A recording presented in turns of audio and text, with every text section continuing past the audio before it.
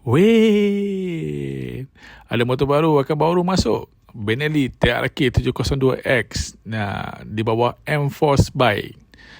Ini dia, motor akan mengacau habis market middleweight. Benelli TRK 702X ni nampak macam touring mahal, tapi vibe dia memang ready to travel. Satu dunia, satu Malaysia. Enjin dia 700cc parallel twin, torque memang padu, cruising sedap, nak overtake pun confident. Bukan jenis lembek-lembek ya.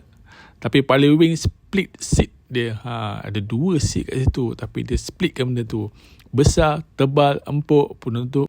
Kalau penumpang kat belakang tu memang dia rasa macam VIP lah. Confirm tak pungut. Dengan spek macam ni, dia bakal bagi saingan kepada middleweight motorcycle macam Kawasaki Versys 650 dengan Suzuki V-Strom 650. Memang saingan sengit lah lepas kali ni. Sebab nak ikutkan paper, memang motor ni memang power lah daripada Kawasaki Versys 650. Bahaya ni. Nanti bukan setakat kau jatuh cinta, penumpang kau pun tak nak turun dah. Kalau harga dia masuk Malaysia padu, memang boleh jadi game changer untuk kaki touring. Korang rasa dia boleh lawan brand Jepun tak?